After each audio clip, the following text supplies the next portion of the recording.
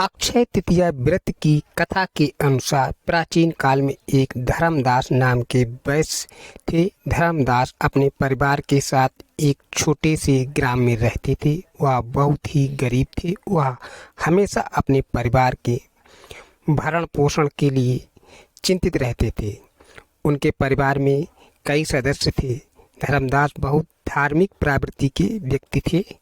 उनका सदाचार तथा देव एवं ब्राह्मण के प्रति उनकी श्रद्धा अत्यधिक प्रसिद्ध थी।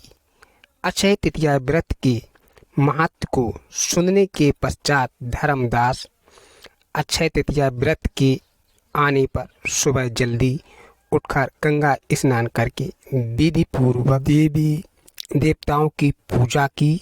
व्रत के दिन अपने समर्थ अनुसार जल से बड़े घड़े, पंखे, जौ, सूत, चावल, नमक, गेहूँ, गुड़, घी, दही, सोना तथा वस्त्र आदि वस्तुएं भगवान के चरणों में रखकर ब्राह्मणों को अर्पित की।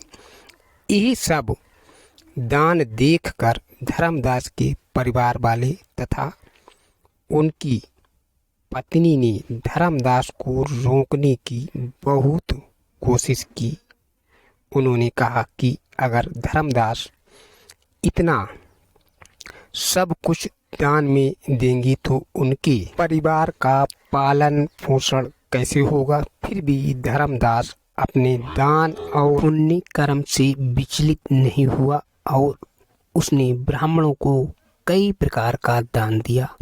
उसके परिवार में जब भी अक्षय तृतीया का पावन पर्व आया, प्रत्येक बरस धर्मदास ने विधि विधान से इस दिन पूजा की। अपने समर्थ के अनुसार दान आदि कर्म किया। धर्मदास वृद्ध अवस्था में अनेक रोगों से ग्रस्त होने के उपरांत भी उन्होंने उपवास करके धर्म, कर्म और दान पुण्य किया।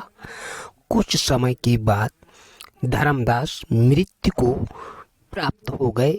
यही धर्मदास अगले जन्म में कुशावती नगरी में राजा हुए।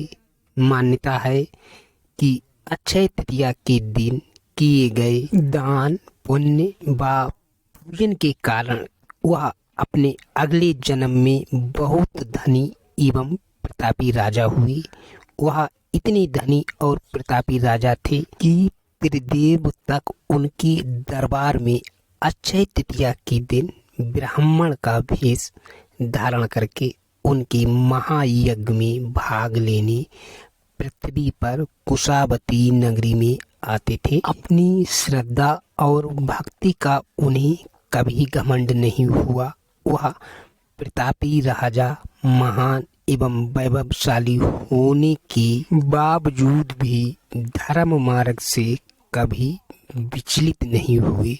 जैसे भगवान ने धर्मदास पर अपनी कृपा की, वैसे ही जो भी व्यक्ति इस अक्षय तृतीया की कथा का महत्व सुनता है और विधि विधान से पूजा एवं दान आदि करता है, उसे अक्षय तृतीया पुण्य एवं यश की प्राप्ति होती है। अंत काल में उसे सद्गति की प्राप्ति होती है।